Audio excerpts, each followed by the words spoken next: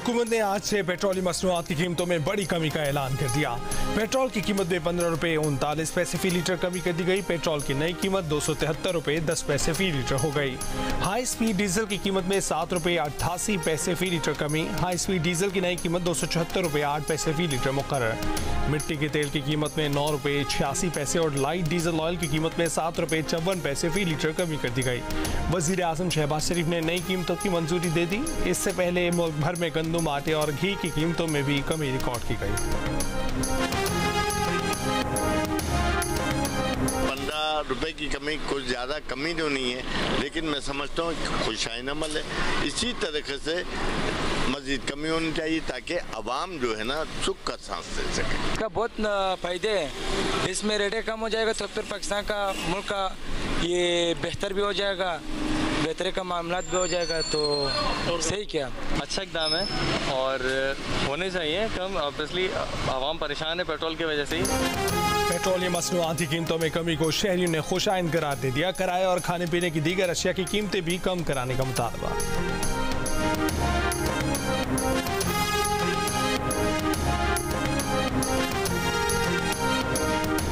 आइंदा माली साल के लिए बिजली के बुनियादी टैरिफ में 5 रुपये फी यूनिट तक इजाफे का इम्कान। सेंट्रल पावर परचेजिंग एजेंसी ने आइंदा माली साल के लिए बिजली की खरीदारी कीमत के तयन के लिए नेपरा में दरख्वास्त जमा करा दी। नेपरा में 23 मई को समाअत होगी।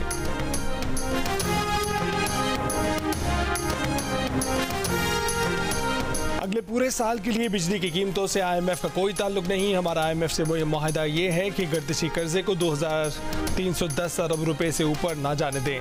वफाकी वज़ीर तवानाई अवैस लगारी की जियो न्यूज़ के प्रोग्राम आज शाहजेब खानज़ादा के साथ में बातचीत। कहा कि बिजली की तकसीम कार कंपनियों को फरोख्त करेंगे। जो लोग पहले से सोलर पैनल लगा चुके हैं या आप लगा रहे हैं उनसे मुआहदे की पासदारी की जाएगी। सोलर पर टैक्स लगाने के लिए बहस बाद में करेंगे। अली अमीन गंडापुर ने तो मुझे फ़ोन करके ताउन की यकीन दहानी कराई थी। उनके गैर जिम्मेदाराना बयानात से काम नहीं चलेगा, रियासत को सपोर्ट करना पड़ेगा।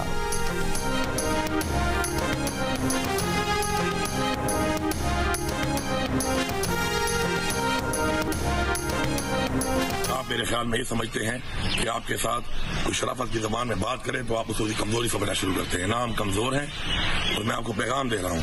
दस को चीज से अभी मेरी बात हुई है, जहाँ पर 22 से 20 घंटे लोड शेडिंग है, अगर वहाँ 5 से 6 घंटे का रिलीफ ना मिला, आज रात तक शेड्यूल ना जारी हुआ। और जहाँ 16 घंटे है वहाँ 12 घंटे ना हुआ। और इसी तरह जहाँ पे लोड शेडिंग है उसमें कमी ना आई। तो मैं आपको वाज़ेह पैगाम दे रहा हूँ कि कल मैं पेस्को चीफ के ऑफिस खुद जाऊँगा और फिर मैं खुद बैठ के वहाँ से शेड्यूल बनाऊंगा। और फिर अगर पेस्को चीफ यहाँ मुझसे यहाँ पे रहेगा KP में, तो वो फिर मेरे शेड्यूल के मुताबिक चलेगा। खैबर पख्तूनख्वा के वजीर आला अली अमीन गंडापुर ने पेशावर इलेक्ट्रिक पर कब्जा करने की धमकी दे दी। कहा कि लोड शेडिंग कम ना हुई तो पेस्को पर कब्जा करके लोड शेडिंग शेड्यूल मैं खुद बनाऊंगा। ये वार्निंग नहीं, टाइमलाइन दे रहा हूँ। कहा कि मेरा सूबा सस्ती बिजली बनाकर महंगी खरीदता है। विफाक ने हक न दिया तो देखें हक कैसे लेता हूँ।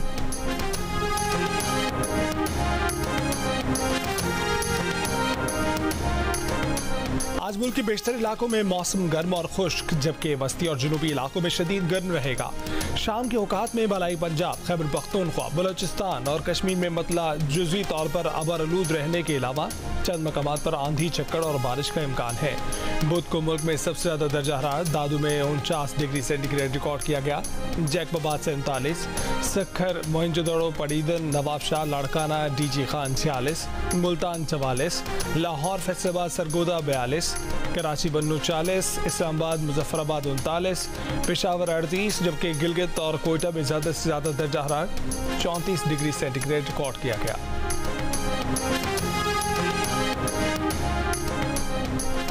मुल्क के मुख्तलिफ शहरों में अगले 25 दिनों के दौरान 3 हीट वेव्स आने का खतरा। NDMA ने खबरदार कर दिया। रिपोर्ट के मुताबिक पहली हीट वेव का खतरा सिंध में उमरकोट, थरपारकर, टंडवाला यार, मटियारी, सांगड़, जबकि पंजाब में बहावलपुर और रहीम यार खान में हैं। 15 से 30 मई के दौरान इन इलाकों में दर्जा हरारत 40 डिग्री तक जा सकता है, लेकिन गर्मी इससे भी ज्यादा महसूस की जा सकती है। हीट वेव का ये पहला स्पेल 2 से 3 दिन तक जारी रह सकता है। मई के आखिर या जून के शुरू में दूसरी हीट वेव का खदशा है, जिसमें दर्जा हरारत 45 दर्जे तक जा सकता है, 4 से 5 दिन तक जारी रहेगा। और तीसरी हीट वेव का खदशा जून के पहले 10 दिनों के दौरान है। ये हीट वेव थरपारकर, उमरकोट, सांगड़, बदीन और खैरपुर को मुतासर करेगी।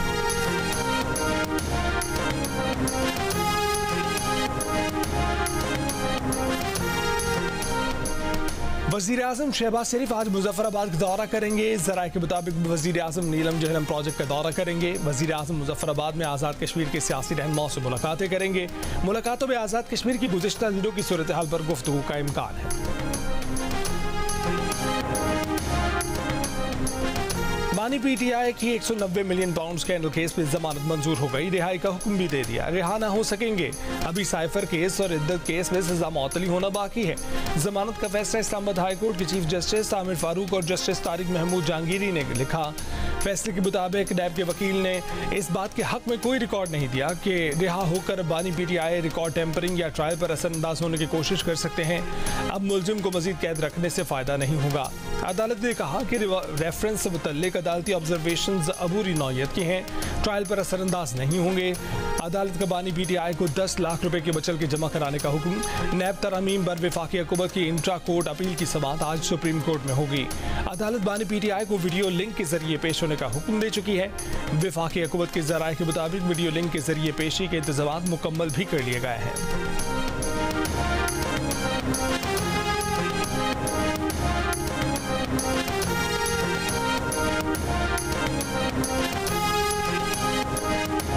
गवर्नर सिंध कामरान खान टिसोरी ने कहा है कि कौम परेशान है। कुछ लोगों के लिए फैसले घंटों में आ रहे हैं, जबकि गरीब उसके लिए बरसों इंतजार करता है। ये क्या कि मूड बदला, हवा बदली, फैसले बदल गए। सुप्रीम जुडिशल काउंसिल का इजलास बुलाकर सारे मामलात का जायजा लिया जाए। MQM पाकिस्तान ने भी बयान में कहा है कि दिफाई इदारों पर तनकीद और तबसरे करना मुल्की मुफाद में नहीं, सस्ती शोहरत के लिए मुल्की मुफाद को नुकसान नहीं पहुँचाना चाहिए। जजेस अपने फैसलों से पहचाने जाते हैं, इल्जामात और बयानात के जरिए नहीं।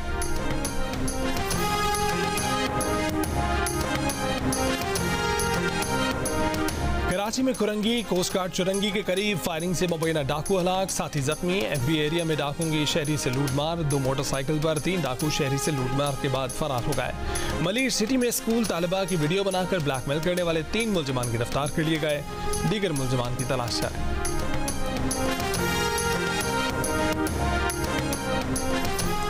बलूचिस्तान के तमाम ट्यूबवेल 1 माह में सोलर पर हो जाएंगे। वज़ीर आला बलूचिस्तान मीर सरफराज बुख्ती की एहतजाजी ज़मींदारों को यकीन दहानी। कहा कि विफाक ने हमारी बात मान ली है। 1 माह के दौरान बिजली के अखराजात बलूचिस्तान और विफाक अदा करेंगे। ज़मींदार एक्शन कमेटी के जनरल सेक्रेटरी अब्दुल रहमान ने कहा है कि बलूचिस्तान के 29,000 ट्यूबवेल को 1 माह में सोलर पर किया जा रहा है। कोयटा में ज़मींदार एक्शन कमेटी का बिजली की लोड शेडिंग के खिलाफ धरना 7 रोज बाद खत्म। ज़मींदारों ने बिजली के 21 घंटे लोड शेडिंग के खिलाफ धरना दिया हुआ था।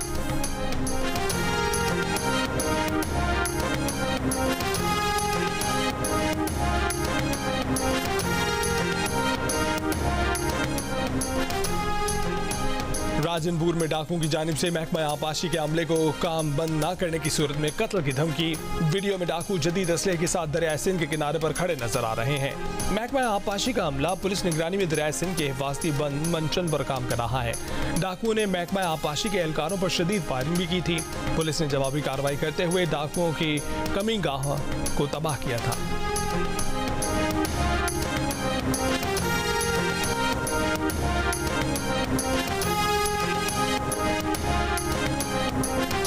ताजिर 2 ऐप में रजिस्टर न होने वाले ताजरों पर 10,000 रुपए तक जुर्माना आयद किया जाएगा।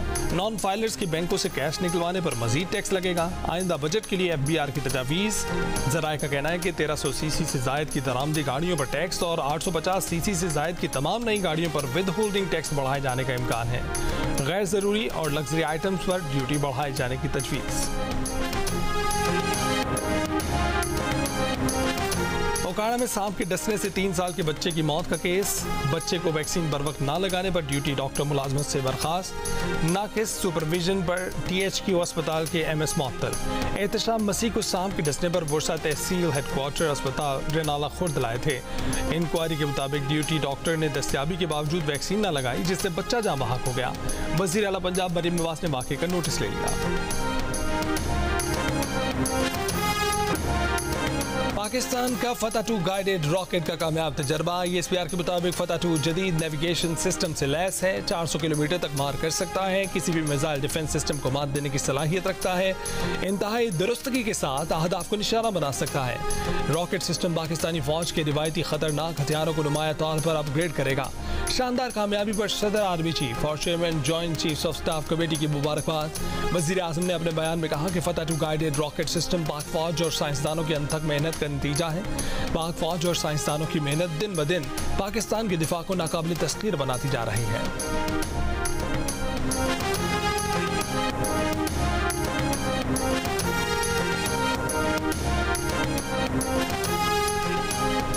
मोदी हुकूमत का इंतखाबी फायदा हासिल करने का एक और इकदाम। मोदी हुकूमत ने इंतखाबात के दौरान मुतनाज़ शहरियत कानून पर अमल दरामद शुरू कर दिया।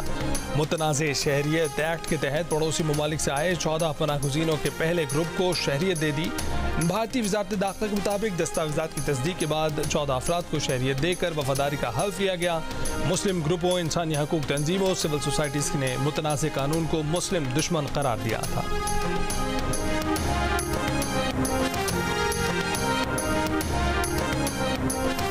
पाकिस्तान के लिए इस बार कर डालो। फनून लतीफ़ा से ताल्लुक़ रखने वाली शख्सियात ने भी मईशत बहाली के लिए आवाज़ बुलंद कर दी। मारूफ समाजी रहनुमा और गुलकार शहजाद रॉय का कहना है कि उन्हें ये फिक्र नहीं कि यह मुल्क कैसे चलेगा, फिक्र ये है कि कहीं ऐसे ही ना चलता रहे।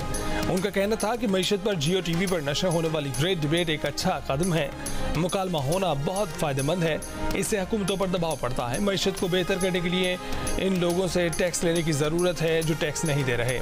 मुसन्निफ़ा और तजज़ियाकार हुमा बकाई ने मीर खलील रहमान फाउंडेशन के तहत मईशत पर होने वाली ग्रेट डिबेट को दुरुस्त समत में खुशाइन कदम करार दिया। उनका कहना था कि मौजूदा हालात में मुआशी बेहतरी पर गुफ्तगू से ही नई राहें खुलेंगी।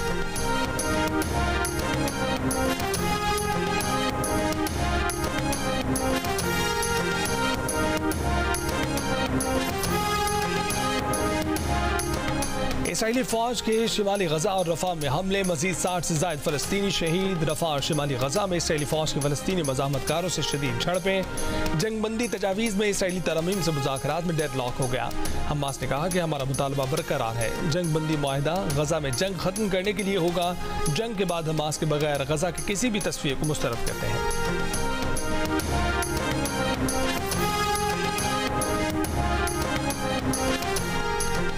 गजा और दीगर महाजों पर इसराइली जंग ने इसराइली फौजियों की कमी पैदा कर दी। इसराइली मीडिया का दावा है कि कई दहाइयों बाद इसराइल को बदतरीन हलाकतों का सामना करना पड़ा है। इसराइली हुकूमत की अल्ट्रा ऑर्थोडॉक्स यहूदियों को फौज में शामिल करने की मनसूबाबंदी। अल्ट्रा ऑर्थोडॉक्स यहूदियों का हरदीम फ़िरका फौज में शामिल होने से इनकारी है, मगर इसके बावजूद इसराइली वज़ीर आज़म ने मुतनाज़िब बिल पेश करने का फैसला कर लिया। क़दामत पसंद यहूदियों का एहतजाज।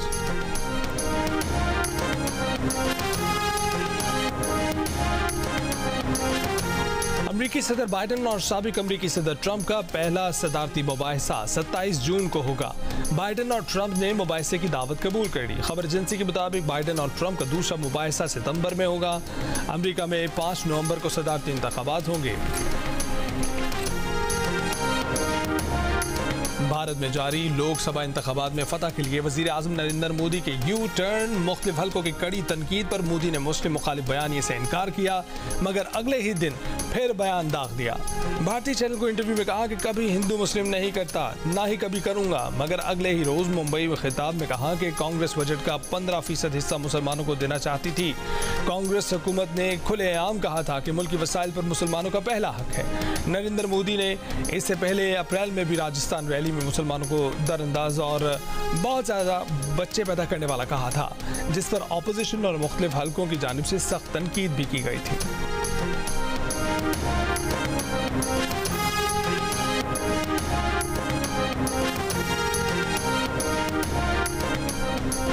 आयरलैंड को शिकस्त देने के बाद पाकिस्तानी क्रिकेट टीम की अगली मंजिल England. Green shirts 4 T20 matches पर मुश्तमिल सीरीज खेलने इंग्लैंड पहुंच गए। कप्तान बाबर आजम का कहना है कि आयरलैंड के खिलाफ सीरीज में खिलाड़ियों ने प्लान के मुताबिक बैटिंग और बॉलिंग की। कोशिश होगी कि इंग्लैंड में जीत के मोमेंटम को बरकरार रखें। सीरीज का पहला मैच 22 मई को लीड्स में खेला जाएगा।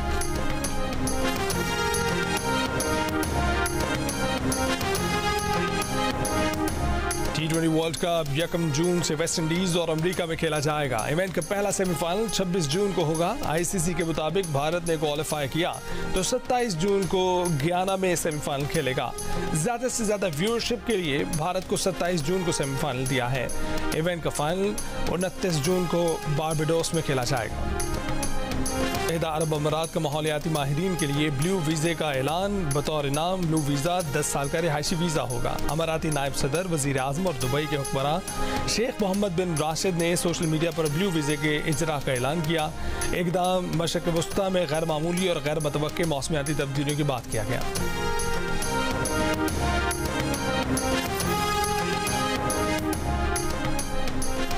और कोयटा में 2 रोज़ा पाकिस्तान लिटरेरी फेस्टिवल जारी। स्पीकर बलोचिस्तान असम्बली समेत सहाफ़ियों, दानिश्वरों और दीगर अहम शख्सियात की शिरकत। स्पीकर बलोचिस्तान असम्बली का इफ्तिताही तकरीब में खिताब। कहा कि बलोचिस्तान मुख्तलिफ ज़ुबानों का गुलदस्ता और मुनफरिद सकाफ़त का खित्ता है। अदबी मेला रोशन ख्याली का बाइस बनेगा।